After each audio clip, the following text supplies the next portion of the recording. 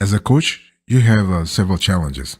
Not only should you try to differentiate yourself in a very competitive marketplace, but you also need to you need to add value constantly to your clients, and also you need to beef up your own knowledge level, your own knowledge base, right? Because if you're not really proficient, if you're not really building up your skills, at some point you will reach saturation. So in today's conversation, let's have a quick talk about how to set and reach your coaching goals real fast.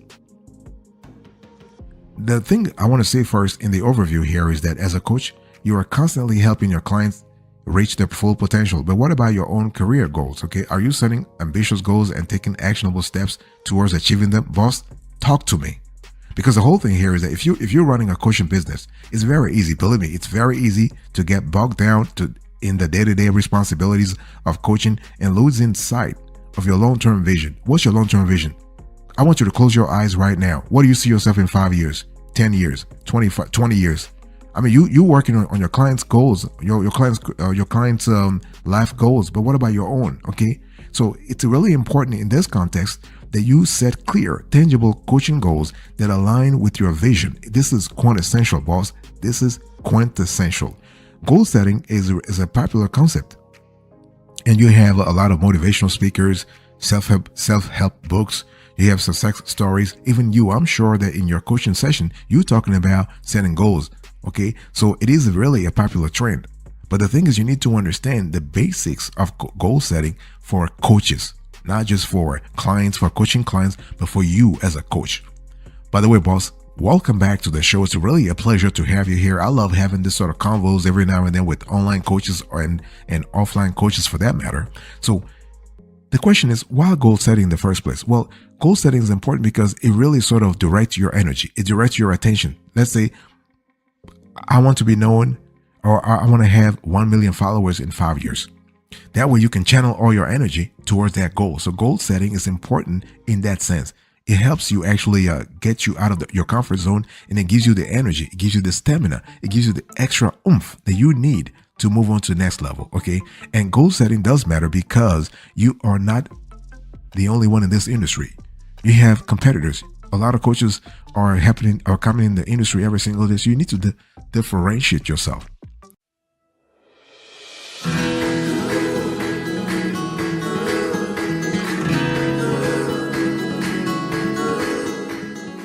Let me give you the approach that I want you to follow right now in terms of setting yourself like apart from the crowd. You need to set tangible coaching goals, okay? Because in coaching, measuring success is an important part of the process.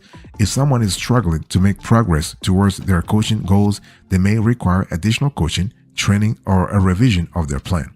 So to accurately measure success, it becomes crucial to set specific and tangible coaching goals. So a general goal statement like improve communication skills does not provide enough clarity to determine progress when you really think about it. However, a goal like improve communication skills for effective teamwork with colleagues, leading to increased idea generation for new advertising methods, provides a clearer picture of what success looks like. So by setting specific targets and objectives, it becomes even easier to measure success. Think about that, boss. Think about that. So that's why I want you right now, I want you to have a clear understanding of what success looks like for you. So you are able to stay motivated. You're able to stay focused, okay, towards achieving your coaching goals. You are able to monitor progress and to make any necessary adjustments along the way, okay? By the way, boss, I want to quickly remind you of today's topic. We're having a conversation. I'm just giving you today a few coaching business success hacks that we have actually researched and gathered over 20 years of research here in this industry. And we are sharing with you what our own coaching clients are telling us. Okay. Now, the first thing you need to really understand here is that if you are trying to, if you want to achieve results, you need to understand what tangible coaching goals are. This could be, for instance, increasing revenue, expanding your client base. Yeah, why not? Improving client outcomes, achieving a specific certification or credential. Number two, you got to try to define and set specific tangible coaching goals. For example, use data to inform your coaching goals. Okay. Set goals that align with your coaching approach. Be specific and measurable, and make your coaching goals challenging but achievable. The whole thing here is that if you don't make your goals challenging, you will actually fall into some kind of lethargy, like laziness. You don't want that. You want to have you want to strike the right balance between you being challenged and having something that is totally achievable, not something unrealistic. It must be realistic enough for you to think about it. Okay.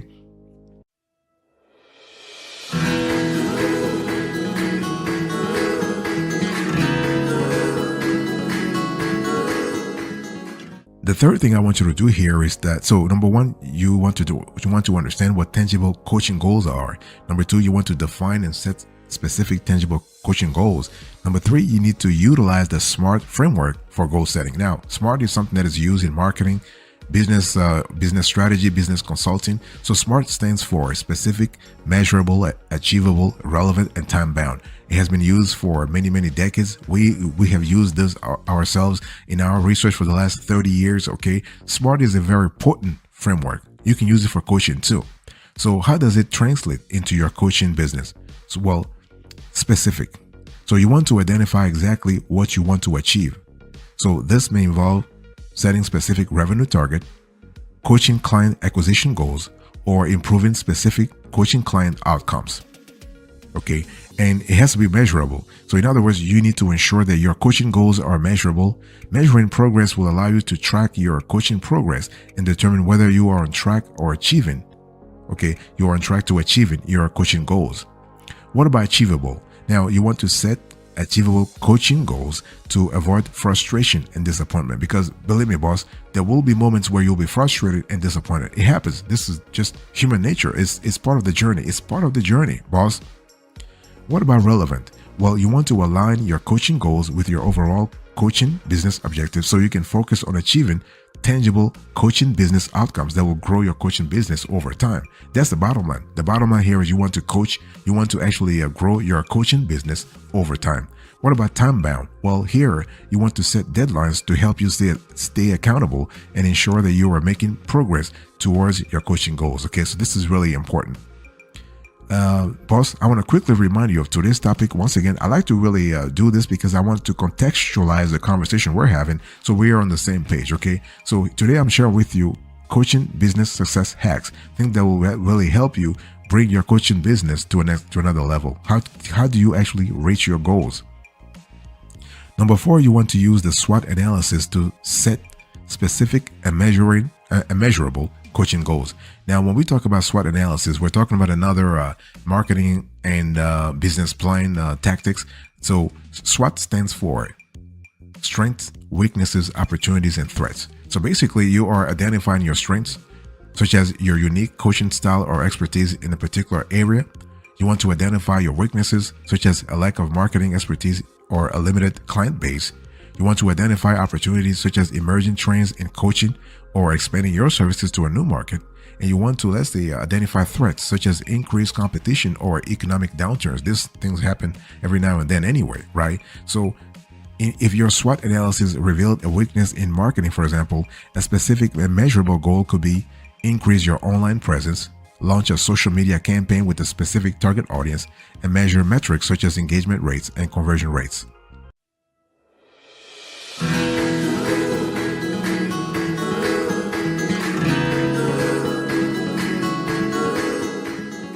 Now, here is a review for you.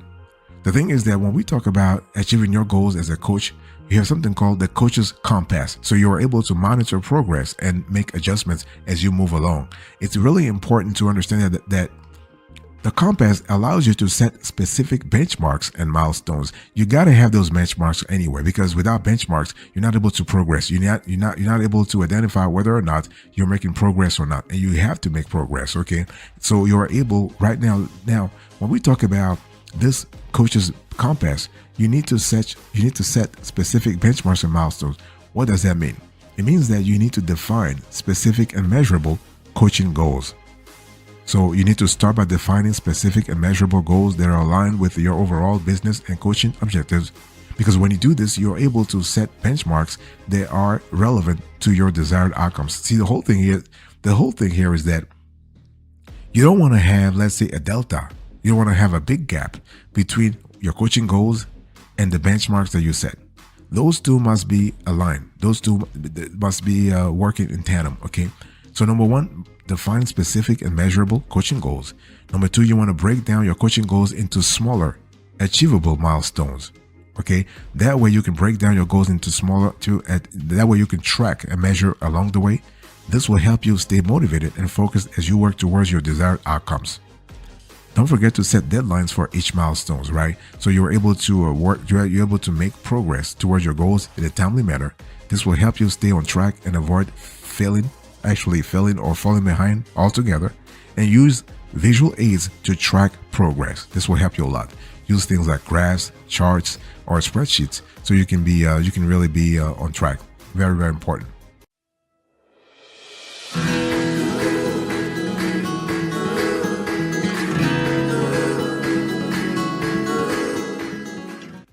Another thing I want to say here is that if you want to track progress, which you should anyway, you have to be in a situation where you have to utilize metrics. Okay, metrics are kind of cool because they allow you to always be on top of your game. Okay, and so when we talk about metrics, it's better to use KPIs. So use KPIs that are relevant to your coaching practice and track them regularly.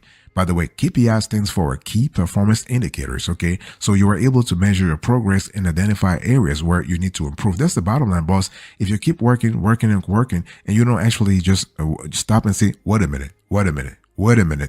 Am I making progress at all, or am I on the wrong path? Wait a minute. Like, so having this opportunity to actually stop every now and then and really see if you are on the wrong or the right course can really help you. Okay.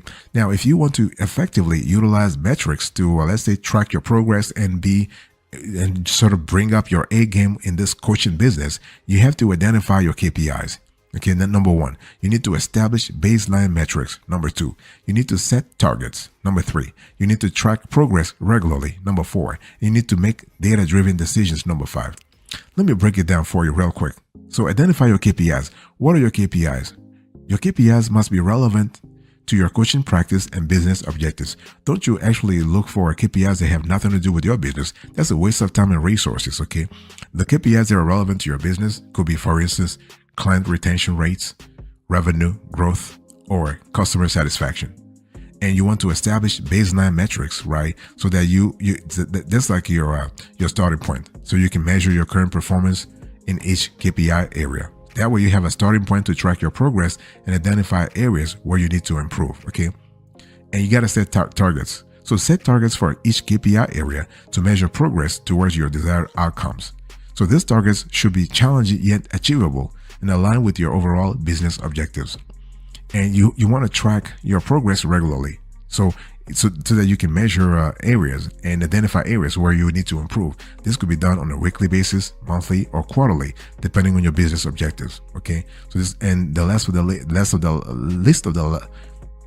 last part here is to make data-driven decisions so that you are able to prioritize areas for improvement and maximize your chances of achieving your desired outcomes.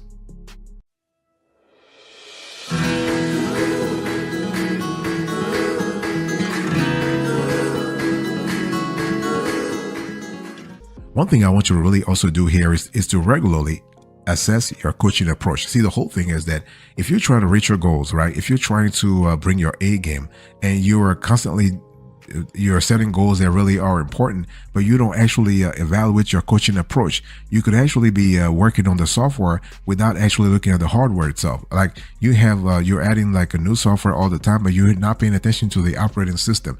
Your coaching approach is actually the operating system that actually drives all those software that you are adding over and over and over. Okay. So what you want to do here is that you want to review your coaching techniques.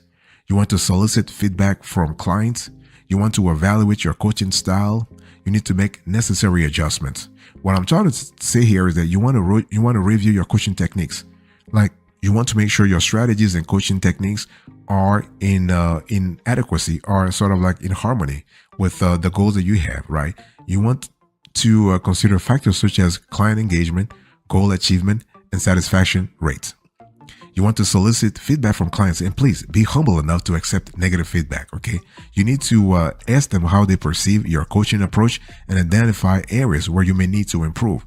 This feedback can be collected through surveys, interviews, or regular check-ins.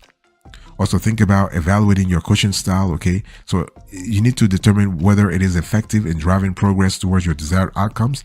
Consider factors such as your communication style, the frequency and quality of your feedback, and your ability to motivate and inspire clients. And if you have to make adjustments, make adjustments, okay, to your techniques, style, or strategies. That's fine. We're all humans. Nobody's perfect, okay? This could include changes to your communication approach, your coaching methods, or the types of clients you work with.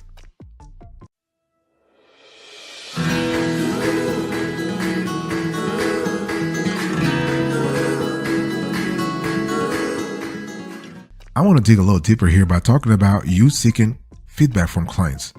This is really important to really, like, you have to be in a situation where you are seeking feedback from clients all the time, because this is one of the most important aspects of achieving tangible business outcomes in your coaching practice. You know why? Because your clients will your clients will gladly give you feedback, because it is in their interest too that you become, or that you be, an expert in your field, that you improve your craft. Okay, so regularly soliciting feedback from your clients helps you to actually determine whether they are achieving their desired outcomes, identify areas where you can improve, and build stronger relationships with your clients. And when you think about it, if you have clients that are happy, chances are your client retention ratio will go up. Okay, so here is how to effectively seek feedback from clients. First of all, you want to establish a feedback culture. See, the whole thing is that if you want feedback to flourish, you got to have the strong foundation. You need to have the strong fulcrum. You need to have the appropriate fulcrum, the appropriate foundation for that feedback to sort of generate from. Okay, so you want to establish a feedback culture in your coaching practice by actively encouraging clients to share their thoughts and opinions. You can do this by including feedback requests in your regular check-ins, offering incentives for providing feedbacks, or creating a safe and supportive environment where clients feel comfortable sharing their thoughts. This is important. Every client must feel comfortable. Okay, there shouldn't be any aggressiveness in the way, and there shouldn't be any retaliation whatsoever. And you want to use multiple feedback channels, don't just use one. Okay, use a variety of feedback channels to collect feedback from your clients. Okay, and I'm talking here about, it can be in-person interviews, it can be social media, it can be your own website, it can be your online service, it can be one of those websites that you have, like, it could be Podia, it can be Profi, it can be Coach Accountable, it can be all those platforms. So by using multiple channels, you can get a more comprehensive understanding of your clients' needs and experiences. Okay, so once you establish a feedback culture, you use multiple feedback channels, and you are able to collect data. You want to analyze the feedback. Okay, take the time to analyze it carefully. Look for patterns or trends that emerge across multiple feedback channels, and pay attention to both positive and negative feedback. So this will help you identify areas where you are excelling, as well as areas where you may need to improve. Okay, and then take action. That's it. Nothing, no if, but, and whatever. Just take action. Based on your analysis of the feedback, take action to make improvements to your coaching practice. Okay. The bottom line here is you want to make more money, right? So you got to be able to take action. So this could include, for example, changes to your coaching style, for example, the types of clients you work with. Yeah. Because sometimes the clients may be not good for you, may not be compatible with your own strategy. Or this could also be the techniques you use in your coaching practice. So make sure to communicate with your clients about the changes you are making, and solicit additional feedback to ensure that your changes are having a positive impact. Okay. One thing I want to say here is that if you, like, when seeking feedback from clients, don't just focus on the surface level feedback. Instead, you want to dig deeper. You want to ask strategic questions that will help you better understand your client's goals. Okay, surface level feedback doesn't work. You want to understand your client's goals, challenges, and motivations. You want to use this sort of feedback to customize your coaching approach and create more personalized and effective coaching sessions for each individual clients. Okay, so that's where the juice is at.